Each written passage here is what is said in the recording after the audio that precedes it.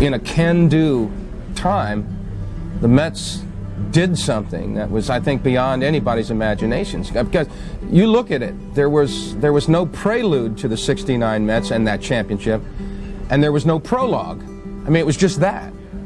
I had someone ask me last night if really we were as close as we say, and we truly were. I mean, we not only knew each other well, but we knew each other's families well. And Gil Hodges had one set of rules. There wasn't two sets of rules. So we all had to abide by those rules, which is a way of drawing teammates together. From day one, spring training, I think Gil Hodges had a plan. I don't think Tom Seaver, Jerry Kuzman, or Tommy Agee, or Clint Denton, or Cleon Jones had a plan. We had no plan. Our plan was to come to the ballpark every day, play, and try to be better. In most cases, the player makes the manager. In this case, the manager made the players. He made each and every one of us better. It wasn't a miracle. You don't win 100 ball games with miracles. It takes some ball playing to win 100 ball games. And we did. We have and had a charisma about us, about the team after we won. We look back on it now, and we see that the '69 Mets are as popular as any baseball team has ever been. My Lord, that's saying something. That's saying a major thing. It's a dream. It's more than a dream come true. It's something that every boy from 7 years of age, up to manhood, in his wildest dream, he couldn't come up with a scenario to fit this.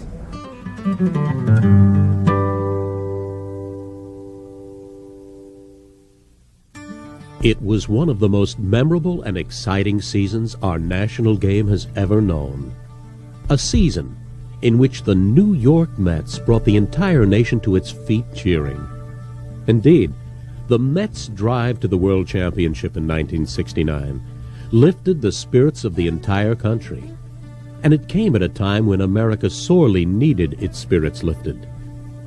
Like Babe Ruth's called home run, Joe DiMaggio's 56-game hitting streak, Jackie Robinson's breaking of the color line, and Bobby Thompson's shot heard round the world.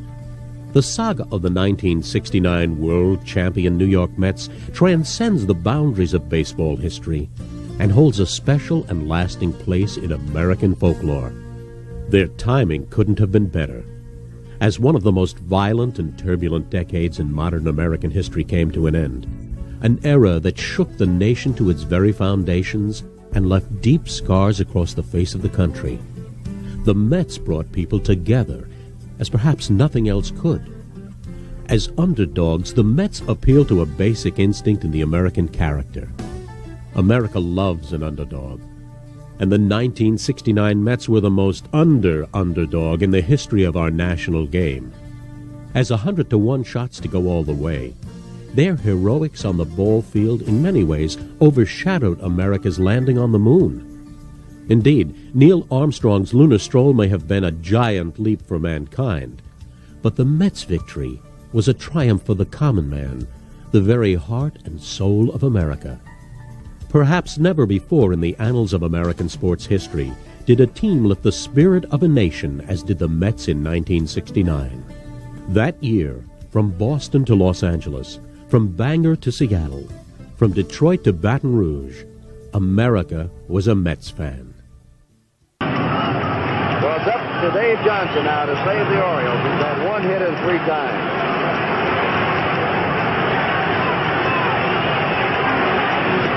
A ball to him.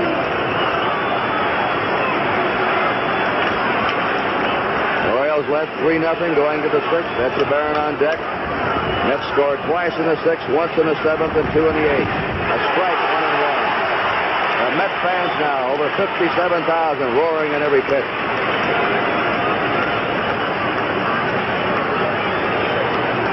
Gary Kuzman of Morse, Minnesota. Outside with his breaking pitch, 2-1. Beat the Orioles Sunday 2-1. Leading right now 5-3 with 2 down. Simone on first.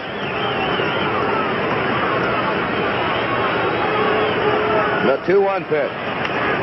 There's a fly ball hit out to left. Waiting is Jones. The Mets are the world champions. Gary Koosman being mobbed. Look at this scene. That 69 team, when they made the miracle run, did you see that coming as a broadcaster? Was that something that you felt was brewing all season long? In the beginning, the first part of the year, the Mets finally got to 500 for the first time in their careers. They got there and they celebrated. And Seaver said, I'm not going to celebrate. This is nothing. We're going to win this thing. And about that time, people started to say, well, this club is a pretty good club. But we were so far away that no one thought they could win that year. In August, like August 10th, I believe it was, we were 13 games out of first place. And then the Mets put it all together and came on and won by a large margin. And they beat off the Cubs that year. But in '68, the year before, they had a good team. They had a lot of shutouts, so their pitching was outstanding. They had Seaver, they had Koosman, they had Gentry, they had Nolan Ryan, who really wasn't any good at that time, but was going to be a great, great pitcher. And they had Ron Taylor in the bullpen, was a very good bullpen pitcher. And we had, and like Cramer said in an interview, that the club was starting to be a good ball club. But we got every break in the world. We had the black cat thing where the cat came out.